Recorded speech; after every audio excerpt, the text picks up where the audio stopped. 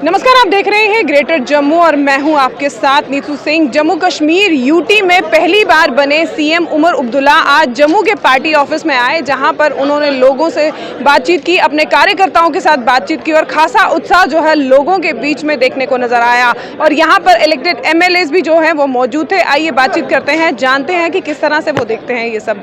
देखिए, national conference को एक हिस्टोरिक मैंडेट मिला है। अगर आप वोट शेयर देखेंगे, पिछले 40-50 साल का सबसे ज़्यादा वोट शेयर इस बार जो है नेशनल कॉन्फ्रेंस को मिला है, पिछले 50 साल का। तो ये एक बहुत बड़ी जिम्मेदारी है, एक बहुत बड़ी रिस्पॉन्सिबिलिटी है। तो उमर साहब ने अश्योर किया है कि वो सबको साथ लेके चलेंगे, किसी के साथ कोई discrimination on the basis of caste, creed, religion और रीजन नहीं होगी। सबको, जैसे आपने अभी हमारी जो कैबिनेट कॉन्स्टिट्यूट हुई है उसमें भी आपने देख लिया है कि उसमें इंक्लूसिव गवर्नमेंट है, उसमें सबका जो साथ लेके चलने की बात की गई थी उसको पूरा किया गया है।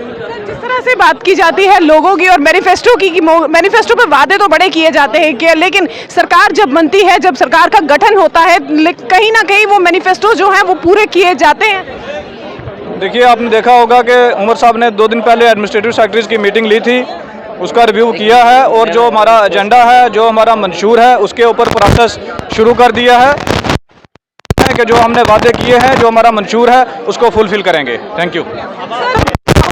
यहाँ पर थे, में अपने वर्कर से मिले, लोगों से मुखातिब हुए, उस क्या देखते हैं, कैसे देखते हैं? मैं उमर अब्दुल्ला साहब जो हमारे चीफ मिनिस्टर हैं उनका शुक्रिया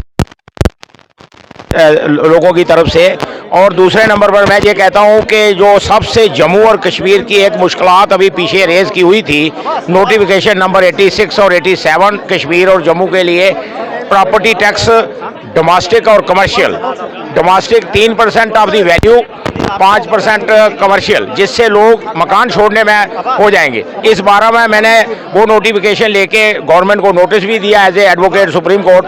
गवर्नमेंट ने कोई जवाब नहीं दिया। मैंने ये भी लिखा उनको कि ये जो आपने जो नोटिफिकेशन निकाली है परसेंटेज, इससे लोगों के मकान बिक जाएंगे, और जो आपने लिखी है।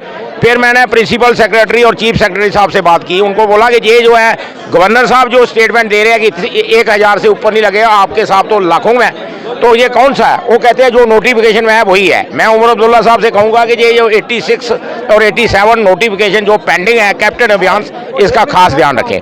दूसरे नंबर पर 370 के लिए उमर साहब कहते हैं, मैं उमर साहब को ये बताना चाहता हूँ कि मुझे तो कोई आपने टास्क दिया नहीं केस लड़ने का, लेकिन जो मैं उस वक्त मेरी टांग टूटी हुई थी, मैं कम्युनिकेशन इनको बाज़ाब्ता किया। इनके जो एडवोकेट थे, जो मिस्टर जो जितने भी थे सुप्रीम कोर्ट में, इंक्लूडिंग कपिल सिब्बल जो सीनियर एडवोकेट थे, बेग साहब थे, उन्होंने वो चीज़ें प्रोजेक्ट नहीं की। अलबत्ता जो मैंने रिटर्न आर्गूमेंट दिए थे चीफ जस्टिस साहब को और मोदी सरकार को, उन्होंने बाज़ाब्ता वो उसके मुताबिक फैसला किया है। उन्होंने जब फैसला हुआ, मैं उस वक्त फ्रंट डेस्क पर चीफ जस्टिस साहब के पास था। 11 दिसंबर को 11:30 बजे जब फैसला चीफ जस्टिस साहब ने बोला, उन्होंने बोला although both the notification number Jograj Karan Singh on 25 November 1949 already given all power to center. The reason for that statehood should be restored immediately. Immediately का मतलब आज 10 महीने हो गए हैं, 10 महीने नहीं है बल्कि immediately not more than 15 days होता है। मैं उमर साहब से दरख्वास्त देता हूँ, कोई अगर वकील नहीं लगा तो मैं इनका केस वो अटेम्प्ट भी हो सकती है कि ये जो है इसकी जो है ना एक्सप्लेनेशन होनी चाहिए कि इमीडिएटली क्या है। और देखिए, सबसे पहले तो मैं आपको बता दूं कि बीजेपी जो कहती थी कि हम 50 पार जाएंगे, तो आपने भी देखा कि वो 30 पार भी नहीं हो पाई।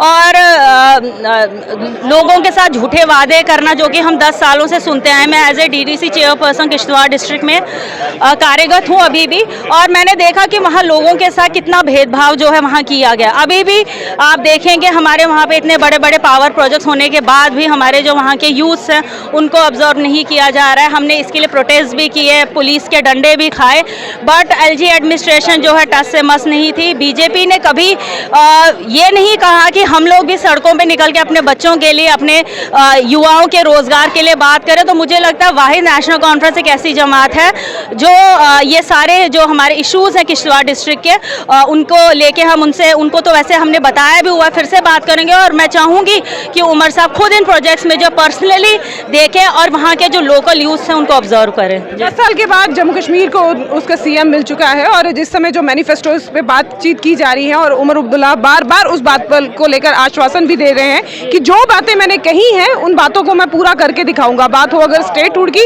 या 35A या आर्टिकल 370 के एब्रोगेट होने की, क्या लगता है कितना आसान रहेगा, क्योंकि सेंटर में जो है वो इस समय बीजेपी है?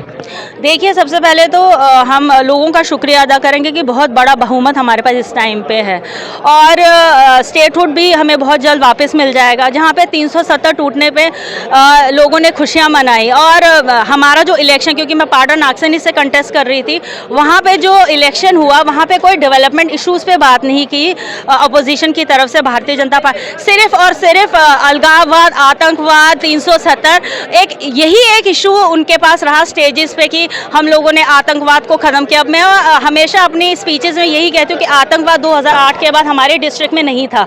हाँ, जो किलिंग्स वहाँ पे हुई, जिसका हर एक प्लेटफॉर्म पे, हर एक मंच पे कहा गया कि परिहार ब्रदर्स की किलिंग हुई या चंद्रकांत जी की किलिंग हुई, तो मैंने कहा कि जिन लोगों ने ये किलिंग की है, क्योंकि अब MLAs जो दोनों हैं हमारे वो भारतीय जनता पार्टी के हैं किश्तवाड़ से, मैं चाहूँगी उनकी फाइल खुले और जो उनके कातिल सच में है उनको एक्सपोज किया जाए। क्योंकि हर बार एक ही चीज़ पे लोगों को बेवकूफ़ बनाना, इमोशनली ब्लैकमेल करना, क्योंकि इस बार का जो उनका इलेक्शन है that is totally depend on the emotional फूल्स वो लोगों को बना के उन्होंने वोट बटोरे, ना कि किसी भी डेवलपमेंट इश्यूज़ पे। हम लोगों ने अगर ग्राउंड पे बात की तो अपने मैनिफेस्टो की बात की, डेवलपमेंट इश्यूज़ की बात की, हमारे जो वहाँ पावर प्रोजेक्ट्स में अनएम्प्लॉयमेंट है उसकी बात की। तो मुझे लगता है हमारा विजन बिल्कुल क्लियर है कि हमें लोगों की डेवलपमेंट के लिए बात करनी है। बट भारतीय जनता पार्टी का सिर्फ यही है, वो सिर्फ हिंदू, आतंकवाद, अलगाववाद और 370, इसके सिवाय उनके पास और कोई इशू नहीं है यहाँ पे। जिस तरह से बात की जाए, नेशनल कॉन्फ्रेंस और कांग्रेस का गठबंधन था, लेकिन कहीं ना कहीं कांग्रेस जो है वो पीछे हटती हुई नजर आ रही है। क्या रीजन है कि उसे साइडलाइन किया जा रहा है? देखिए, ये तो आला कमान की बात है और उन लोगों का क्यों वो बैकफुट पे थोड़ा आगे, वो तो इतना हमें पता नहीं है। बट कांग्रेस जो है बिल्कुल हमारे शाना बशाना, उन्होंने कहा है कि हम बाहर से ही समर्थन देंगे, बट बाकी उनके बीच में क्या बात हो रही है तो ऊपर से ही पता रहेगा, वो हमें पता नहीं है। जम्मू कश्मीर में बने सीएम उमर अब्दुल्ला कुछ ही देर पहले अपने पार्टी ऑफिस में थे, जहां पर उन्होंने अपनी पार्टी मेंबर्स के साथ साथ बातचीत की और लोगों का यहां पर हजूम जो है वो देखने को नजर आया। उनका ये कहना था कि जो कुछ वादे जम्मू कश्मीर की जनता के साथ मैंने किए हैं, मैं उन पर खरा उतरूंगा। क्या कुछ कहना चाहते हैं आप इस वीडियो के बारे में? कमेंट सेक्शन में अपनी राय रखिएगा। तब तक के लिए मुझे दीजिए इजाजत। कैमरामैन अमित सिंह के साथ मैं नीतू सिंह, ग्रेटर जम्मू के लिए। धन्यवाद।